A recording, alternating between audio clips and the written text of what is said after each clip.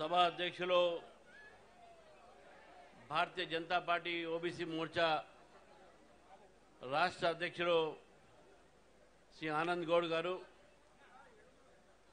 ఈ కార్యక్రమం నిర్వహిస్తున్నటువంటి ఒక మార్గదర్శనం చేస్తున్నటువంటి ఒక మన ప్రధాన కార్యదర్శి శ్రీ కాసం వెంకటేశ్వర్లు గారు, శ్రీ చింతల రామచంద్రారెడ్డి గారు, మాజీ ఎమ్మెల్యే శ్రీ ప్రేమ్ సింగ్ రాథోడ్ గారు, శ్రీ ఎన్విఎస్ఎస్ ప్రభాకర్ గారు, అదేవిధంగా శ్రీ బీబీ పాటిల్ గారు, శ్రీ రత్నం గారు, తర్వాత మన మనోహర్ రెడ్డి గారు, ధర్మారావు గారు, అదేవిధంగా మల్లేష్ గారు, నరేష్ గారు, కొండయ్య గారు, రాజారాం యాదవ్ గారు, ఇక్కడ విచ్చేసినటువంటి శిల్పారెడ్డి గారు, బండా కార్తిక్ రెడ్డి గారు, తాడూరి శ్రీనివాస్ గారు, తర్వాత సుభాష్ చంద్రజీ, చాలామంది ఉన్నారు వేదిక మీద. అనేక మంది కుల సంఘాల నాయకులు కూడా ఉన్నారు. వారికి, పత్రికా మిత్రులకు, ఇక్కడ విచ్చేసినటువంటి భారతీయ జనతా పార్టీ కార్యకర్తలకు, ఓబీసీ మోర్చా పదాధికారులకు అందరికీ కూడా పేరు పేరున నమస్కరిస్తూ ఈ యొక్క కార్యక్రమాన్ని ఓబీసీ మోర్చా ఒక కీలకమైనటువంటి సమయంలో తీసుకోవడం జరిగింది. ఒకవైపు రేవంత్ రెడ్డి గారి ప్రభుత్వం ఎలక్షన్స్ కన్నా ముందు మేము బీసీలకు న్యాయం చేస్తాము అని చెప్పి కామారెడ్డిలో ఆనాడు కర్ణాటక ముఖ్యమంత్రి అయినటువంటి ఒక సిద్ధరామయ్య గారు వారు అక్కడ బీసీ డిక్లరేషన్ అని చెప్పి బీసీలకు రిజర్వేషన్లు ఇస్తాము 42% స్థానిక సంస్థల్లో అని చెప్పి ప్రకటించడం జరిగింది. ఆ రోజు బీసీలందరూ కూడా హర్షించి బీసీలు అంటే మనమే కదా, మళ్ళీ ఇంకెవరు ఉంటారు అని చెప్పేసి ఆ రోజు అందరం కూడా భావించినాం. మరి రేవంత్ రెడ్డి గారికి బీసీలు అంటే మరి దాంట్లో వేరే వాళ్ళు కూడా వస్తారని చెప్పేసి ఇప్పుడే మనకు చెప్తా ఉన్నారు. వారు బీసీ యొక్క డిక్లరేషన్ తర్వాత, బీసీల పేరు మీద మీరు అధికారంలో వచ్చిన తర్వాత బీసీలకు న్యాయం చేస్తామని చెప్పేసి మీరు చెప్తా ఉన్నారు. ఆ రోజు బీసీ డిక్లరేషన్లో మీరు 1,00,000 కోట్ల రూపాయలు మీరు ఖర్చు పెడతా అని చెప్పారు. 20,000 కోట్ల రూపాయలు ఖర్చు పెడతా అన్నారు బీసీ సంక్షేమం కోసం. మరి దాదాపు 19 నెలలు అయిపోయింది మీరు అధికారంలో వచ్చిన తర్వాత.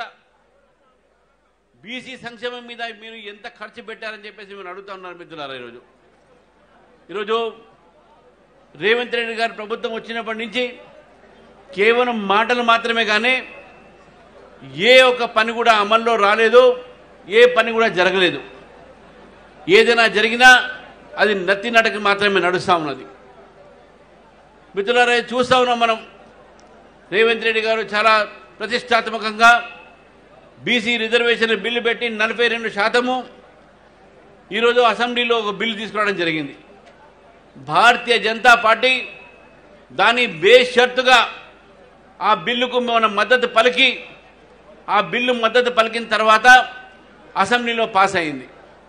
అసెంబ్లీలో పాస్ అయిన తర్వాత కూడా దాదాపు 5-6 నెలలు గడిచినప్పటికీ కూడా దాని మీద ఎటువంటి చర్య లేదు, మాట లేదు, ఊస లేదు. హైకోర్టులో మీకు చివాట్లు పెట్టిన తర్వాత స్థానిక ఎన్నికలు వెంటనే పెట్టండి 3 నెలల లోపల అని చెప్తే అప్పుడు మీరు లేచి ఈ 42%లో మీరు ఆర్డినెన్స్ తీసుకురావడం జరిగింది.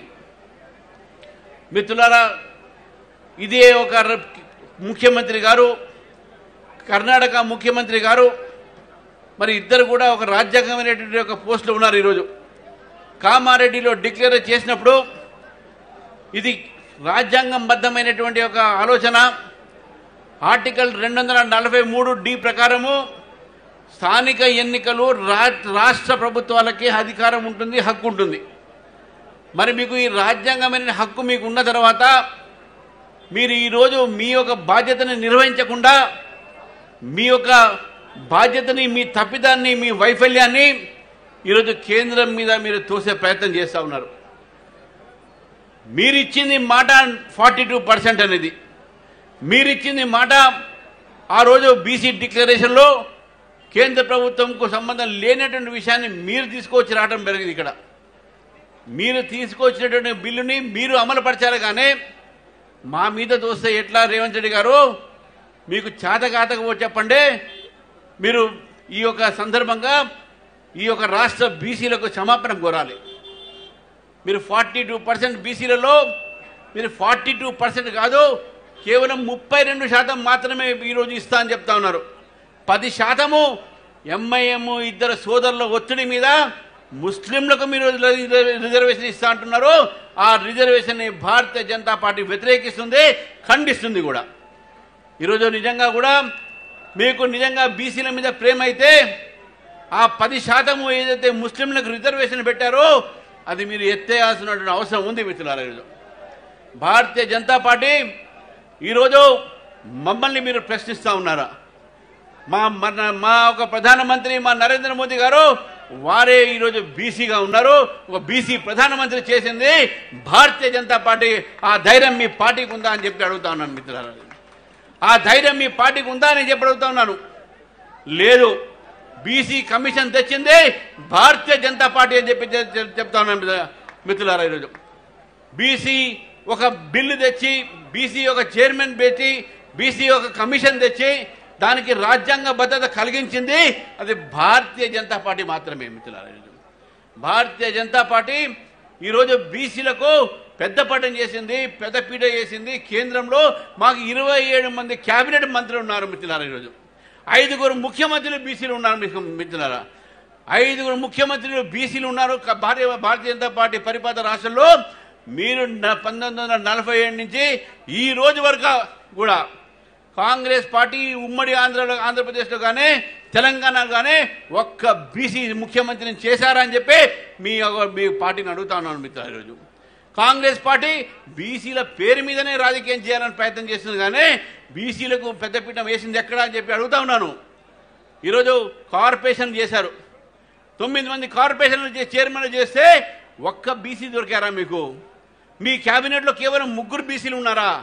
మీరు బీసీల గురించి మాట్లాడుతున్నారు, బీసీ సంక్షేమం గురించి మాట్లాడుతూ ఉన్నారు. నిజంగా మీకు ఇంత చిత్తశుద్ధి ఉంటే ఈ 42% కూడా మీరు కేవలం బీసీలకే ఇవ్వాలి. బీసీలలో ఇతర మతాలను తీసుకొచ్చి పెడితే మన బీసీ సోదరులకు నష్టం అవుతుందని చెప్పేసి కూడా పదే భారతీయ జనతా పార్టీ చెప్తా ఉంది. హైదరాబాద్ నగరంలో చూసుకుంటే 50 బీసీ సీట్లలో 35 సీట్లలో మజ్లిస్ పార్టీ గెలుస్తూ ఉంది.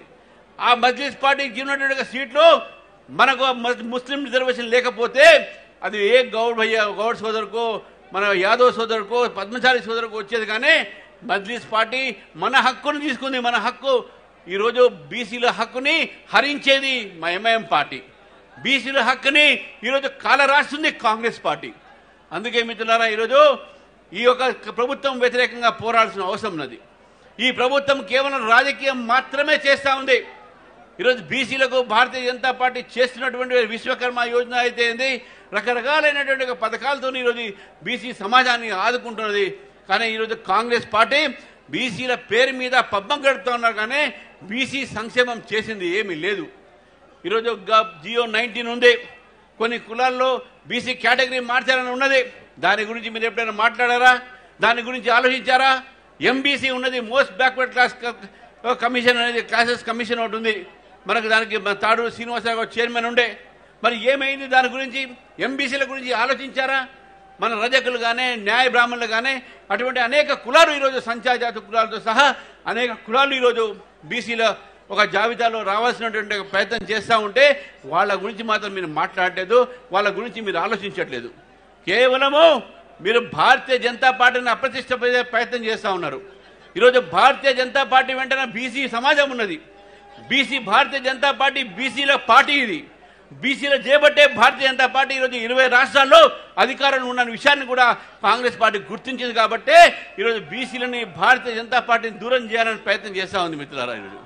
కాబట్టి ఈరోజు నేను అడుగుతా ఉన్నాను రేవంత్ రెడ్డి గారి ప్రభుత్వాన్ని, మీకు చిత్తశుద్ధి ఉంటే మీరు మా మీద రాళ్ళు వేయడం కాదు, మీ యొక్క పని మీరు చేయండి.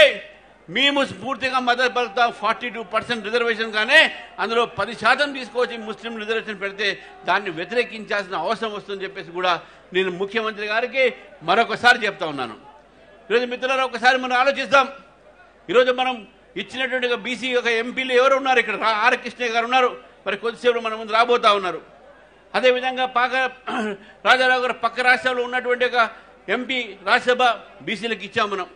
ఇక్కడ బండారు దత్తాత్రేయ గారికి మనం ఇక ఆ రోజుల్లో రాజదర్శులు చేశాం. మరి డాక్టర్ లక్ష్మణ్ గారు అఖిల భారతీయ ఓబీసీ మోర్చా రాజ్యసభ సీట్లు ఇచ్చినాం. మీరు ఏమి ఇచ్చారని చెప్పి అడుగుతా ఉన్నాను. కార్పొరేషన్ చైర్మన్లు ఇవ్వరు, మంత్రివర్గాన్ని ఇవ్వరు, మీరు ముఖ్యమంత్రి మాత్రం అవుతారు, కానీ బీసీలకు మాత్రం అన్యాయం చేస్తారు. మీకు మమ్మల్ని ప్రశ్నించేది అధికారం లేనే లేదు. కాంగ్రెస్ పార్టీకు భారతీయ జనతా పార్టీని ఈరోజు ప్రశ్నించే అధికారం లేదు. ఈరోజు బీసీ సమాజం యావత్ తెలంగాణలో అది భారతీయ జనతా పార్టీ వెంట ఉన్నది. ఇక్కడ ఉన్నటువంటి వచ్చినటువంటి బీసీ సోదరులు భారతీయ జనతా పార్టీ కార్యకర్తలు ఉన్నారు. ఇది చూసేనా రేవంత్ రెడ్డి గారు కన్ను తెరవాలి. ఈరోజు తెలంగాణ బీసీలు బీజేపీ వెంటే ఉన్నారు, బీజేపీతో ఉన్నారు. రేపు బీసీలు మీకు తప్పకుండా బుద్ధి చెప్తాడనే విషయాన్ని కూడా మేము తెలియజేస్తాం మిత్రులారా. ఈరోజు మేము డిమాండ్ చేస్తూ ఉన్నాం 42% 42% ఏదైతే మీరు రిజర్వేషన్లు పెట్టారో ఈ స్థానిక ఎన్నికల్లో వెంటనే మీరు ఎలక్షన్స్ అనౌన్స్ చేసి 42% బీసీలకు మీరు సీట్లు ఇవ్వాల్సిందే, 42% మీరు సీట్లు కేటాయించాల్సిందే. అప్పుడే భారతీయ జనతా పార్టీ మీ యొక్క చిత్తశుద్ధిని నమ్ముతుంది. రేపు ఢిల్లీ వెళ్తా ఉన్నారు. మీకు ఢిల్లీ పోయి అలవాటే కదా. మీకు ఢిల్లీ పోతే మీరు రాహుల్ గాంధీ గారే మీకు అపాయింట్మెంట్ ఇవ్వట్లే. 50 సార్లు రేపు పోయేది మీరు 50 సార్లు అవుతాయి. 50 సార్లు మీరు ఢిల్లీ పోతే మీకు అపాయింట్మెంట్ కూడా దొరకకపోతే మీరు జంతర్ మంతర్లో మీరు డ్రామాలు చేసే పని చేస్తూ ఉన్నారు. ఈరోజు కేవలం నాటకం చేస్తుంది కాంగ్రెస్ పార్టీ. చిత్తశుద్ధి ఉంటే ఇక్కడ కూర్చొని మీరు దాని మీద చట్టాన్ని మీరు సవరించండి, ఇక్కడ కూర్చొని మీరు చట్టాల గురించి మాట్లాడండి. మీరు అక్కడ పోయిన తర్వాత భారతీయ జనతా పార్టీని బదనాం చేసే ప్రయత్నంలో ఉన్నారు. ఇది మొత్తం తెలంగాణ సమాజం గమనిస్తూ ఉన్నది. మిత్రులారా, చివరికి ఒక మాట చెప్తా ఉన్నాను. ఈరోజు భారతీయ జనతా పార్టీ దేశంలో అతిపెద్ద పార్టీ, ప్రపంచంలో అతిపెద్ద పార్టీ.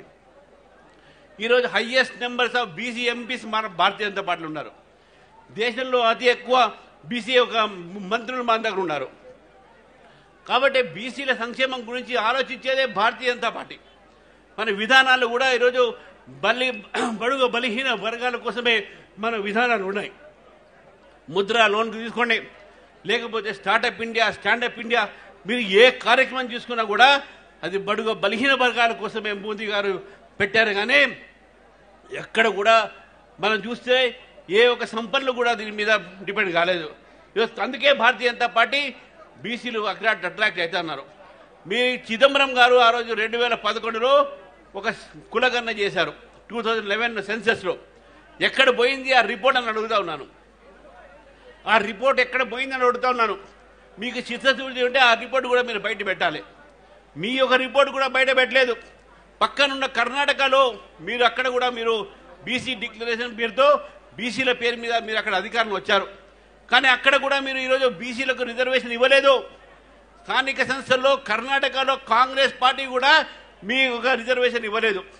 ఈరోజు కాంగ్రెస్ పార్టీ కర్ణాటకలో ఏ విధంగా అయితే కర్ణాటక బీసీలను మోసం చేసిందో ఇక్కడ కూడా కాంగ్రెస్ పార్టీ రేవంత్ రెడ్డి సర్కార్ బీసీలను మోసం చేస్తుందనే విషయాన్ని గుర్తించి ఇక్కడ ఉన్న పెద్ద సంఖ్యలో వచ్చినటువంటి కార్యకర్తలకు మరొకసారి ఇంత తక్కువ సమయంలో ఇన్ని వేల మంది కార్యకర్తలు రావడము, బీసీ కుల సంఘాలు ఏవైతే వచ్చినాయో వాళ్ళందరికీ కూడా పేరు పేరున నమస్కరిస్తూ రేపు రాబోయేటువంటి రోజుల్లో భారతీయ జనతా పార్టీని ఆశీర్వదించి భారతీయ జనతా పార్టీని మీరందరూ కూడా రాబోయే ఏ ఎన్నిక వచ్చినా కూడా దాన్ని గెలిపించాల్సిందిగా మేమందరినీ కోరుతూ ఈ అవకాశం ఇచ్చినటువంటి నిర్వాహకులకు మరొకసారి ధన్యవాదాలు చెప్తున్నాను. భారత్ మాతాకి జై, జై తెలంగాణ.